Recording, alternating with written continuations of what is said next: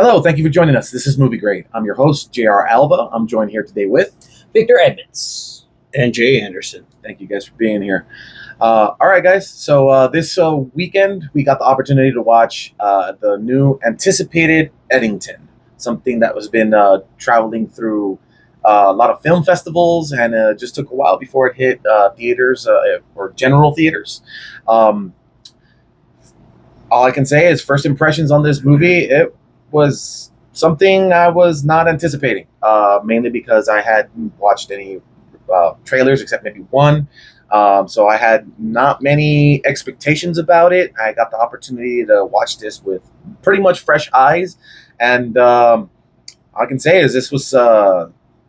This was something, and I really don't know what else to say about that. So we're gonna definitely dive into this one, and I've definitely put the trailer here so that you guys can see, and we're gonna definitely dive into this. So let's go ahead and go first. My first impression, definitely something unexpected. So, what about you, Victor? Honestly, when it comes to Ari Aster, he's a strange director. I got lucky to see this 9 days prior to its theatrical release because they had a Q&A nearby here at Alamo Draft House. And it was interesting because you get to hear, I guess, straight from the source, the why, the how, what you, I guess, from him, trying to hear his ideas. But he's kind of seems a bit like he's got a lot of strange ideas. So it's hard to know what to expect from anything from him. I don't know. My first impression of the movie was just, I don't know. It was kind of an exacerbated sigh of hopelessness as I see a reflection of my real world in front of me, fictionalized in a movie. And that's how I felt about it. That's accurate. Thank you. Very accurate, which leads us into the story of the thing. All right, guys. So story-wise, for those of you that haven't seen it, obviously, story-wise, this movie is set in New Mexico in a small town, where it starts off. It's got three very interesting acts, but it basically starts off with a mayor and a sheriff just already at odds with each other for personal reasons, and it just spirals out of control. And it's got so many different elements in this thing where it's very hard to dissect in just one simple thing because of the fact that you have societies, let's just call it what it is, social media, and how people take things and they literally make things into the extreme. So story-wise, to me, this was something that you would look at with like trying to look at the pulse of society and trying to make something out of what a small town would be dealing with. And to me, story-wise, was just very, very interesting, and kind of a bit of a nightmare, to be completely honest. And that's really what it is a social nightmare to me. So that's how I felt about it, like a social nightmare. How did it feel like to you? Feels very much like, I guess, almost a new genre of things, social horror, where Ari Aster comes from like horror films like Hereditary and Midsommar, which are really good movies. And then Beau Was Afraid, which is like some weird psychological anxiety nightmare that it's 3 hours and it's just like a really long kind of waste of time. And it feels and this one's different. It kind of it's almost like a dark comedy, but built up through a Western of this town is big enough for both of us. We're a town on the edge of progress, but what does progress mean especially in 2020? Was progress, how do you progress when there's many good things going on in the world? And it's kind of like a weird God's eye or bird's eye of, of the mess that we live in. To me, I felt like the story was a bit of a piece of Americana extracted and put into a petri dish for us to absorb. The fact that the movie itself was set in the midst of 2020 during the middle of the pandemic, it was definitely a choice because I feel like that was the time where all of us, we all felt helpless. We all felt trapped inside these environments, and left to our own devices, this is where we became so divisive as a nation, our ideals and everything. And to see this affect this small town, of Eddington, going from like, what seemed like a good nurturing town, a good peaceful town, to what it becomes at the end is just absolutely atrocious. But you can't look away because it happened. It happened. It's still happening to this day. And it's just, yeah, the story wise, that's a tough story, but I love the fact that setting was just so perfect to just speak to what's happening, even relevant today. Fun fact: he actually wrote the film in 2020. That makes sense. That makes perfect sense. And one of the things that I'll definitely say is, speaking of, what is it? The way the story is portrayed by the actors was also something that was just something that was very intriguing. And I mean, to me, I was like, okay, like for instance, the one that really threw me off was Austin Butler, that just came out of nowhere, and I was like, I couldn't.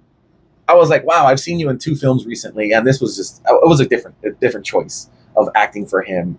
So for Joaquin Phoenix's acting, not entirely out of his element. I mean, he's good at doing what he did in this. So to me, I was just very surprised by who was playing who and what, and especially Pedro Pascal, seeing him as this crazy little mayor, that I'm kind of curious what's going to happen in Fantastic Four now because of that. Because I'm like, wow, this is like, that's going to be a different dimension in a sense. How did you feel about the acting? Also, King Phoenix, you know what you're getting, because he's kind of a weird. He's a weird dude. He's lived a like. There's a great video on YouTube that explains like how he kind of grew up in a cult. So don't quote me on that, but it's like an interesting video where they wouldn't call it that. But grew up. He's led an interesting life. So, and I feel sometimes for his like how he approaches a role, it goes too far, and sometimes it's like, are you okay? Like, I want to make sure he's okay after a movie. It's like, Yeah. are you okay? Even though he was, for this film, he was inspired where they met many sheriffs and law enforcement throughout New Mexico, and he met one that particularly inspired this one, where it was an angel cross like in the film, but he dresses like that sheriff, and he was this one sheriff who he had problems with the mayor's office himself, and he decided to run for mayor too. He couldn't take his gun into the city hall, so he basically ran for mayor and won. This is real life. That sheriff, they didn't name him, but he actually was like, he made it like he decided to jokingly make his own rule. You can't enter City Hall without having a gun. Oh my god. So it is really interesting. Wow. Like, his choices were like, yeah, he felt like you put that guy in a Western, Joe Cross, makes sense in a weird way. But we don't live in the old West anymore, so things change, things are different. And like Pedro Pascal, he's got a good range. He's a good actor. He's definitely in a lot of stuff lately, and I feel like maybe that can affect your perspective of what he does. I do feel like he's an interesting character, but it's interesting because there's no morally good character in this film except for like one person, and they really can't do much to save the day. Oh, no, I'm kidding. How about you, Jay? How did you feel about I that? mean, acting wise, the acting is just downright amazing. It's actually great performances from everybody all around. I love the young actors in this movie, all the kids and stuff. How they were able to be swept up with those emotions, and how they were able to do that, because I mean, that's ultimately what happened in a lot of this. A lot of these political moments that have been taken all come from like a point of like deep emotional reaction, and that's what that showed a lot. So these kids were going there, you could just see them just getting lost in their thoughts and ideas. At the same time, Pedro Pascal, standing up for what he believes is right. And same thing with Joaquin Phoenix, both of them having that drive to stand up for what they believed in right. But what is right isn't always black and white, and that's what I love about it. And it just seemed like nobody was willing to come together and make that gray area. So that There was no compromise. there was none, and that's what I kind of liked about it. Everyone's kind of stuck in their own bubble or like their own reality, and then it didn't help that everyone was basically glued to a screen. Oh, definitely. That screen even pops out into real life, and you're just like, wait a minute, like this was not really a social issue here, but you're gonna make it one, and then they brought it into your face. Yeah, so it's all those conflicting points of views where they're all kind of stuck in their point of view. They're all isolated in that, and they can't escape that. Mm-hmm. That was definitely very, very interesting. Especially, usually I go for visual effects or special effects in this, which there are a few special effects in this, but more than importantly, I'm going to look at it like the staging of it. This feels like a small town. This looks like a small town, and it's really a small town that should have, theoretically speaking, small town issues. But this really spirals out of control. But like, so how did you feel about the stage? How did you feel about the setting? It definitely did feel like it's like the perfect example, I guess, of a modern small town where they're kind of like dying out. You see, like a lot of those buildings, I feel like, are they actually open? Or are they actually just empty buildings? Because you can't even go downtown here, and it's like, is that just a big empty building, or is it just actually useful? Are there people there, or is it a business or whatever?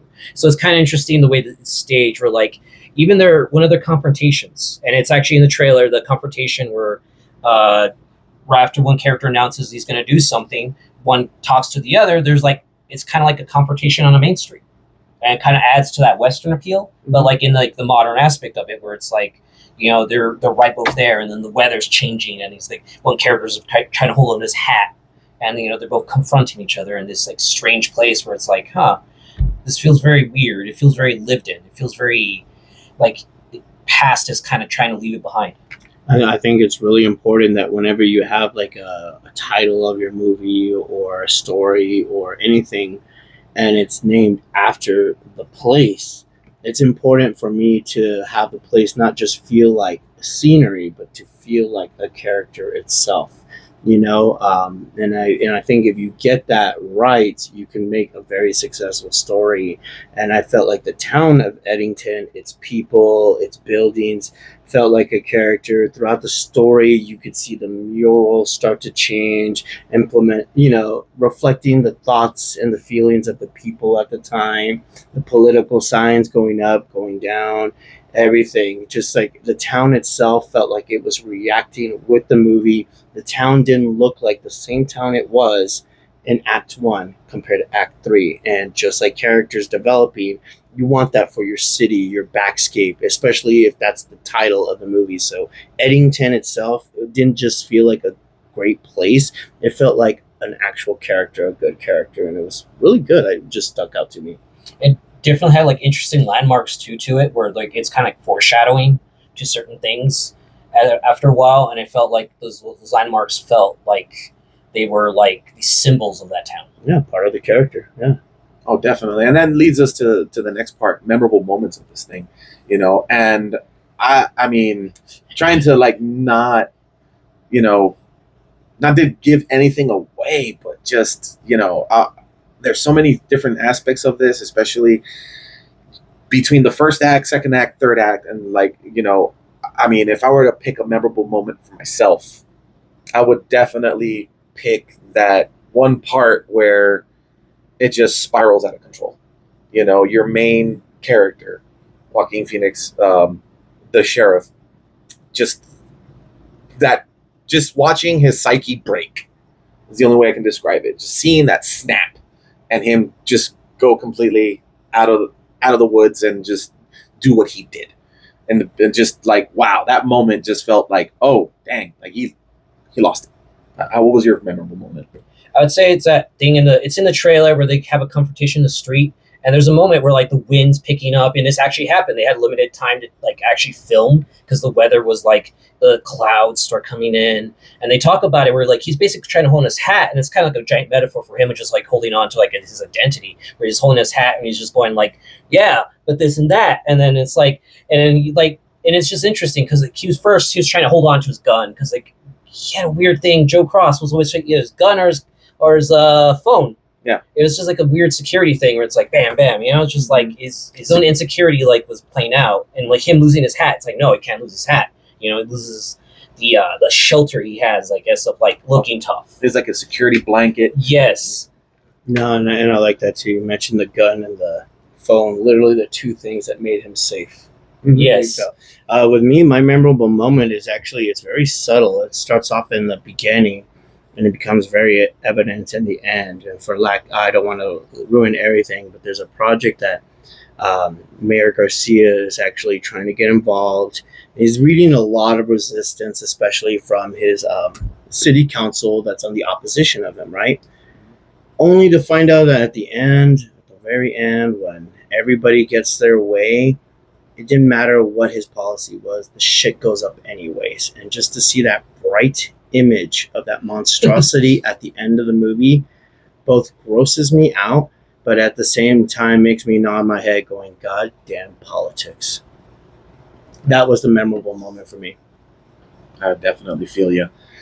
All right, guys. Well, I already have my grade in mind, but I definitely want to hear what your guys' think first. Grade and how you feel about it. So, what's your grade? It's as much as I want to say I love this, I really like it. But Ari Aster's films are kind of a weird mix of things where they can be. His horror films are disturbing to say the least. Like Hereditary, there's always something in the dark creeping behind him, and then Midsummer is just hard to watch. Just all the horrors in broad daylight. You can't hide from it, and even when you actually sneaks up on you, it's still more damn creepy. So, and Beau Was Afraid, I felt was like I just kind of wanted the movie to be over at some point. It was just I was in Act 1. I'm like, and it's an hour and 20 minutes in, and how is this still Act 1? So I feel like he has interesting takes on things. It sometimes doesn't always convey as well. Like where some of the supporting characters are like subplots. I feel were either intentionally limited or either like something to be like, oh, here we're going to jump here, but then it doesn't matter later on. But then again, there is that excellent point where there is that overarching thing about the end where, yeah, that thing never mattered in the first place. So I'd say I'd give it like an A- because it still had a great cast, great, great, all the actors were amazing in it. Just to like, I imagine just them filming or reading this thing. I'm like, are you sure you want to do this? Gotcha. The Meme is a very controversial movie, very divisive. I'm not gonna lie, we watched Superman the week before, and then we came back to watch this. I don't watch movies that often, so I went from feeling hope to absolute hopelessness. But at the end of the day, if a movie can make you feel something to an extreme, it deserves its flowers. And for that, believe it or not, I'm giving this movie an A. It hits everything that I like. Honestly, it's got drama, it's political, and the fact that it was a political Western, oh man, just right up my alley. That's the shit I love. Oh wow. And it's actually kind of funny because like with this movie, and I'm glad that we took our time with it because there was a lot to chew on, and I will completely agree on on all the points and everything like that. And I know that I'm gonna be the one that stands out on this one and everything, but I'm actually gonna go with a B plus. And the only reason for that, and I do say that, is because I do look for at least some form of entertainment when it comes to a movie as well. I'm not as well versed as Victor is with the director and his take. I don't think anybody is. No offense. You know what I mean? I don't even think I think the director had some idea there, but like it's. And I was gonna go, and I was torn between a B plus and an A minus. But I'm gonna go with the B plus, and I know I'm gonna probably I'm standing a little bit alone there. And the thing is that like this movie lacked a little bit of fun when it comes down to it. And the thing is I one of the things I remember we were talking about too is there's the great Andy Kaufman who sometimes would do something because he wanted to get a response. Like you said, it made you feel something. And the thing with this is like, well, yeah, I felt cringy for the majority of the movie. So if you're looking for a feeling, be prepared to feel cringed pretty much the entire movie. You're not going to feel comfortable during this movie. It's not meant to feel comfortable. I think it's not meant for that. And one of my things when it comes to movies is I kind of want to have a little bit of fun with it. So on that, I mean, I'm gonna give it its flowers though. Great acting, great, great chemistry, great scenery, great visual effects, great pretty much everything is when you're looking at a movie that should probably deserve an Oscar, this one should possibly deserve an Oscar, except for the simple fact that if you're looking for entertainment, you're not gonna have fun for a bit. You're gonna not feel comfortable. So I'm just I'm gonna just buckle down on it. I'm gonna have to give it a B plus based on that alone. But I think if we average this out, and I think that would be the main thing, I think it would be an A minus, just for that particular reason. And it's just, I mean, but I'm gonna definitely say if you're looking for a grade, and I'm just gonna say if you're looking for a grade that is probably most honest and fair, it is an A minus, and I'm gonna hand it over to Victor because of the knowledge that it took for the director and for understanding it, like the storyline and all that stuff. I'm gonna hand it over to him. But on fun, I'm gonna stick with my B plus. But overall, I'll agree with you because, like, honestly, like I like horror films, but Hereditary was like the last horror film that was like, okay, I'm kind of scared because I'm like, is that the thing in the background? Am I seeing a face in the background? It makes you uncomfortable. It makes you uncomfortable, and this guy's good at that. Yeah, I think that's a great thing to it. Like, I think that's a great thing to his style. But it's like, but even though Bo is afraid, it makes it uncomfortable. But I'm like, I'm just there for 3 hours, going like, okay, the first act isn't over and it's an hour already. Can we get to the second act, please? Yes. So that's my grade. I hope you guys are okay with my grade. Yeah. No, it's not. It's definitely not a movie for everybody, but it's definitely a movie for people who want something maybe a bit deeper. Because there's you can find fun in that. But you also can find fun in fun action movies and stuff like that. And different strokes for different folks. And I definitely agree. It made me feel hopeless. It definitely did. It made me feel like I lost a bit of hope for humanity.